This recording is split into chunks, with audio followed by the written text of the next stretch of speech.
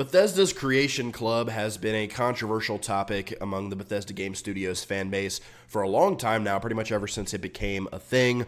I mean, I remember it all started with the whole paid mods controversy, where they didn't like the fact that fans didn't like the fact that Bethesda was starting to charge for mods, which were once free. But I mean, that kind of flamed out a little bit because you still have the Nexus on PC where you can download mods for free. You can download as many mods as you want for free.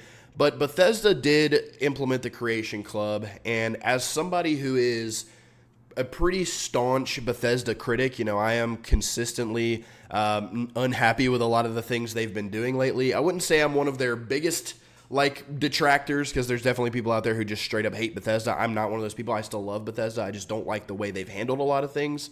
But I am one person who does think that the Creation Club is a good idea. The Creation Club has been implemented into all of Bethesda Game Studios' most recent games. Fallout 4 has it, Skyrim Special Edition and Anniversary Edition have it, and then Starfield has it. So it's definitely something that they've really focused on. And we're in an industry right now that is really trying to chase trends, trying to figure out how to make the most money possible. And I actually kind of like the idea of a Creation Club where you have fans and modders create content for this game, and then they can make money off the game while Bethesda also makes money off the game. So Bethesda is benefiting, and the creators of the mods are benefiting. Now, for Starfield, I think a lot of the Starfield Creation Club stuff is just not very good and not worth the price tag. But if you go look on the Skyrim Creation Club, I think there is a ton of unbelievably good content on there for purchase, and it just makes sense. You keep this beloved game alive that's already rich with content, and then again, the modders benefit, the players benefit, and Bethesda benefits. To me, it's just a really smart idea. I love going through the Skyrim Creation Club, and a lot of the stuff on there is free. You can still download free mods, from the creations menu. But then there are also paid creations where you have paid, premium stuff, whether it's a player home, whether it's a follower, whether it's a full-blown, fully voiced quest line like the Bard's College expansion that they did. I mean, there's a whole array of things on, the Skyrim Creation Club that just adds so much to the game. And when they released the Anniversary Edition, you pretty much got almost every paid creation included with the game when you bought the Anniversary Edition. And I just think that it's a smart business practice. And as time has gone on with Skyrim's Creation Club, good high quality creations have been made, and that has in turn, added infinite amount of new content to this beloved game. It's a genius idea to try to keep your game alive and to, profit off of the fact that your game is so moddable, because again, you're not really hurting anything when you have the Nexus on PC. Like if you're a PC player, you can hop on there and you can download, millions of mods, really awesome mods for free. You don't have to pay Bethesda anything. It's not even done by Bethesda. It's just modded. But if you're on consoles, before the Creation Club was a thing, mods were not available on consoles. Console players were just stuck playing the vanilla game with no option for anything else. And now with the Creation Club, a Skyrim player on the PS4 or on the Xbox can hop on there and purchase some new DLC for the game that hasn't received an official DLC update since, the Dragonborn DLC, the Dawnguard DLC, whichever one's the latest one to come out. So I think that's a really cool idea. And then when you look at the future, you look at, Elder Scrolls 6 and they're going to release that game. They're probably going to release a couple of actual paid expansions similar to the Dragonborn DLC and, kind of like what they did with Starfield with Shattered Space, which obviously wasn't very good.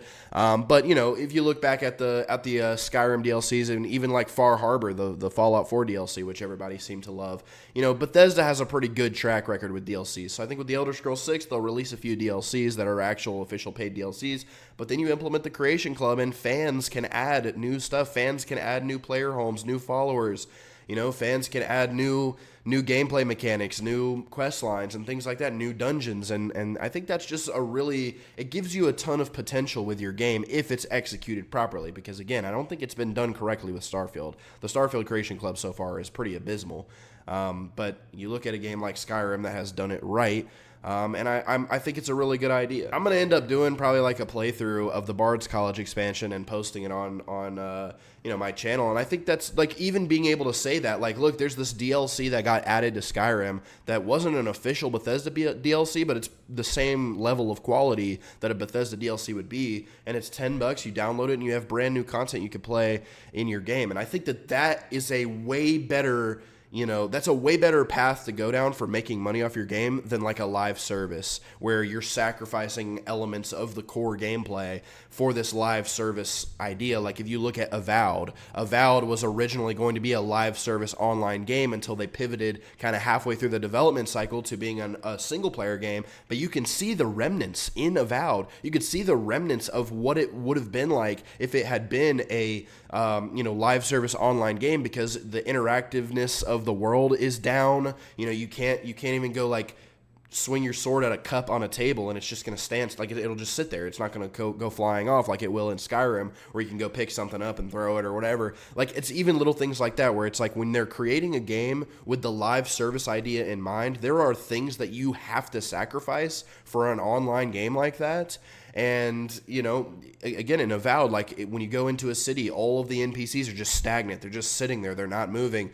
It's just very unrealistic. It kind of takes you out of the experience a little bit. So, if Avowed had done what, Elder Scrolls was doing, or what Skyrim was doing, where you just, you give the game as much interactivity, as much depth as you possibly can, and then when it's all said and done, maybe you just create little things that fans can, obviously, like, Bethesda games are a lot more moddable than most games are, than pretty much any game is, and that's why they're able to do that. But even then, if you're developing Avowed and you focus completely on the single player aspect, and it was never meant to be a multiplayer game, then you can make the core game extremely good, extremely interactive, and things of that nature. And then afterwards, you can create minor additions to the game that people can pay for. So I think it's a very interesting topic. I mean, I know when it first happened, a lot of fans were just very mad at Bethesda. They were calling Bethesda greedy, like, oh, paid mods is a terrible idea. But if that had never become a thing, we probably never would have got mods on consoles. And I know PC players really don't give a shit about, what console players are dealing with. They probably would just be like, oh, if you want to mod your games, just buy a PC. But it's really not that simple for a lot of people. So I think that the Creation Club was a very intelligent idea by Bethesda. And I know that it did get a lot of backlash, and I think if it's not being done right and things are overpriced and the content doesn't justify the price tag like it does on the Starfield Creation Club, then yeah, that's a problem. But with Skyrim, I just think it's really worth it. Like, if you were to download Skyrim right now and you haven't played Skyrim since, you haven't played Skyrim in 3 or 4 years, you have, like, quite literally hundreds and hundreds of hours of new content to download and play and experience in this game that was already so beloved, so huge, so massive, and so well loved and well respected. Now you have even more content, even hundreds of hours of new quest lines and new player homes and new weapons and new armor.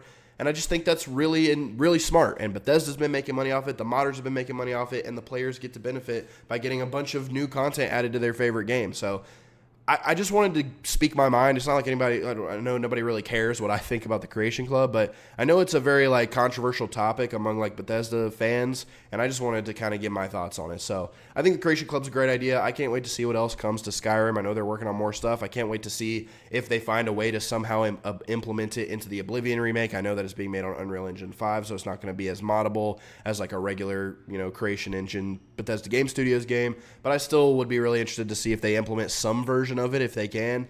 And if not, it is what it is. But I think it'll be there for Elder Scrolls 6. I think as time goes on for Starfield and as new things get made for Starfield, that's going to be really cool to see some new stuff get added to Starfield, as long as it's not overpriced like it is right now. So they need to kind of tweak that a little bit. But again, I mean, you really have unlimited potential with something like that.